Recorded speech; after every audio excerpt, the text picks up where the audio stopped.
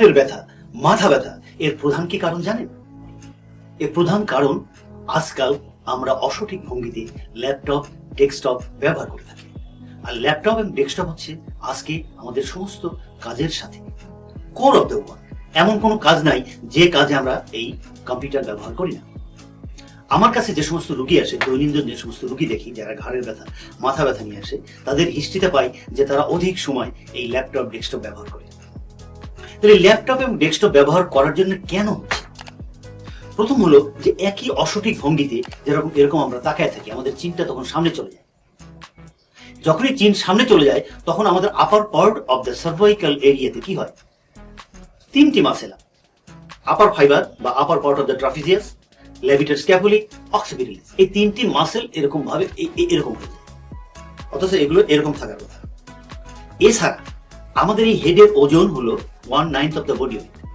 1 ইঞ্চি যখন এই চিন সামনের দিকে, নর্মাল রেঞ্জ থেকে সামনের দিকে চলে যায়, তখন extra 10 pounds of the weight উপর থেকে নিচের দিকে চাপ দেয়। এছাড়া তো আমাদের গ্র্যাভিটেশনাল ফোর্স আছে। তো সুতরাং তখন এই জায়গায় এই কষ্টগুলো হয়। আমরা এর জন্য এখন কি করতে পারি? প্রথমত হলো যে prevention is better then cure. আপনি যদি ব্যবহার করা সঠিকভাবে করেন, কিছু নিয়ম মেনে চলেন, তাহলে এরকম কষ্ট হবে না। তো সেক্ষেত্রে আপনি ব্যবহার করার সময় আপনি আপনার ল্যাপটপের স্ক্রিনকে এমন ভাবে রাখেন যেন আপনার এরকম আই লেভেলের সঙ্গে থাকে, আপনার চিনকে যেন এরকম সামনে নিতে হবে। এরপরে আপনি খানিকক্ষণ ব্যবহার করার পরে আপনি হাত পেছনে নিয়ে মাথাকে চাপ দেন, মাথা পেছনে নিয়ে চাপ দেন, এদিকে আপনি ঘুরান, এদিকে আপনি ঘুরান, এদিকে আপনি ঘুরান, এদিকে আপনি ঘুরান। এই এক্সারসাইজগুলো আপনি করেন। এছাড়াও প্রতিদিন আপনি কাজের শেষে যখন ঘরে চলে যাবেন, আপনি ঘরে গিয়ে প্রত্যেকটি জায়গায় যেখানে যেখানে ব্যথা বোধ করেন, এই জায়গাগুলোতে আপনি বসেন, আপনি কাউকে বলেন নারকেলের তেল দিয়ে আস্তে আস্তে আস্তে ডিপ ফ্রিকশন করে দেবেন। নারকেল তেল দিয়ে আস্তে আস্তে এগুলোকে মাইফেশিয়ালিটিস করে দেবেন।